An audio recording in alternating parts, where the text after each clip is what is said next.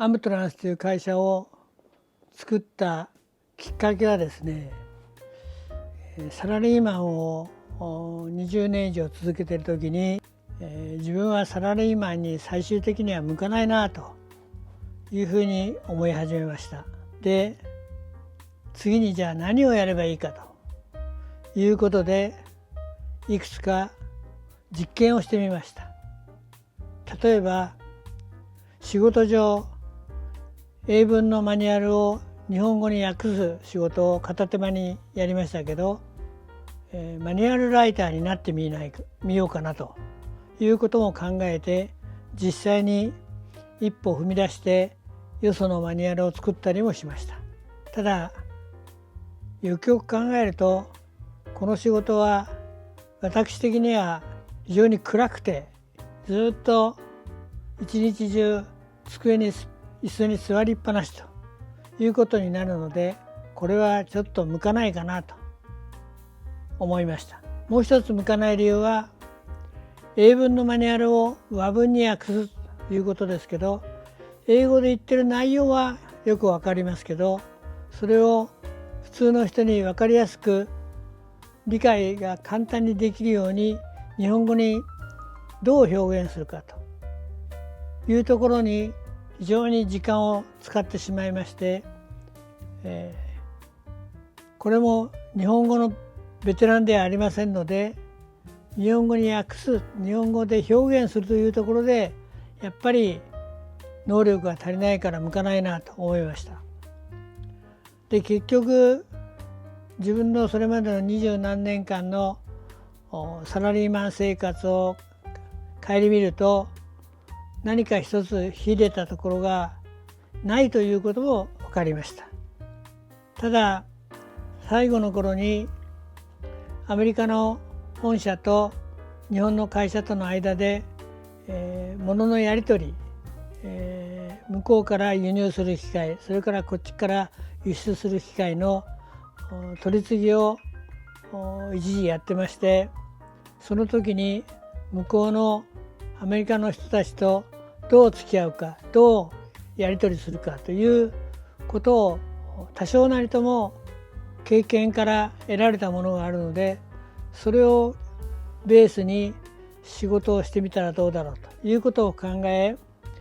国と国をまたいで、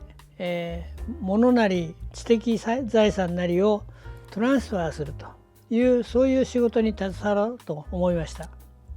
それで、トランスっていうアムトランスのトランスっていうのは、そういうトランスフォーマーだとかトランスミットだとかトランジットだとか、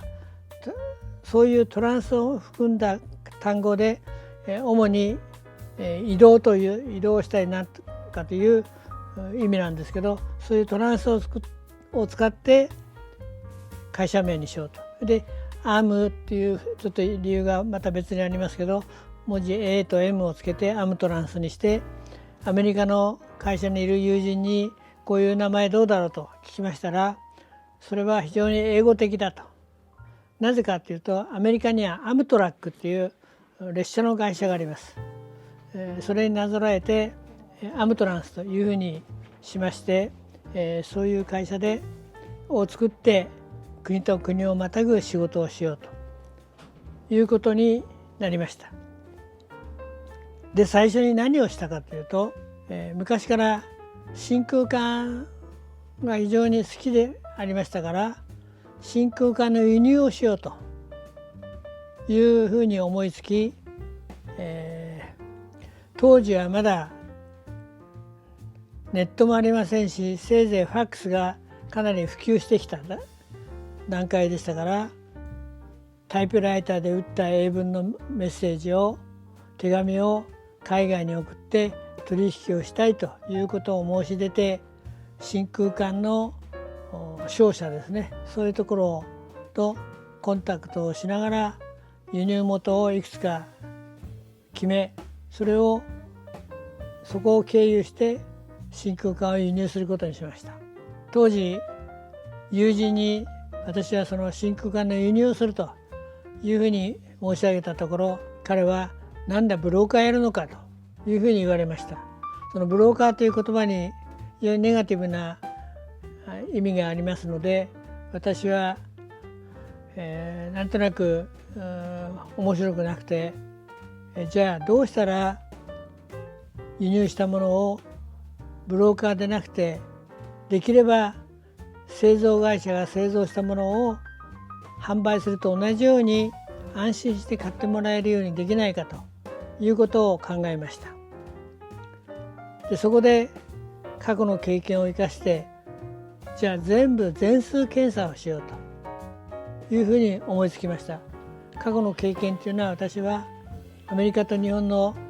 合弁会社に20年ぐらいいましたから、そこでの経験を生かすということはどういうことかというと、計測器の会社でしたので、物を計測するという仕事に携わっていたので、まず真空管を全数検査しようと、そしてそれに保証をつけようと、最初に2年の保証をつけることにしましたけど、2年間の保証をつけて全数検査して、そしてもう一つ、出力管というのは2本が揃っててプッシュプルっていう回路に使えるんですけど、2本揃えるために測定をしてデータをちゃんとくっつけて、プレート電流がほぼ同じですよというようなデータをつけて販売するというふうにいたしました。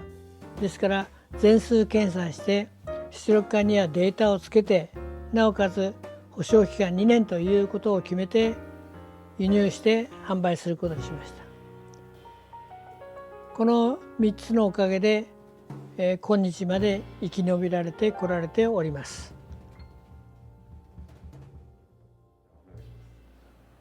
はい、本日はご視聴ありがとうございました。ぜひグッドボタンを押していただければ幸いです。それからまたチャンネル登録もよろしくお願いいたします。ありがとうございました。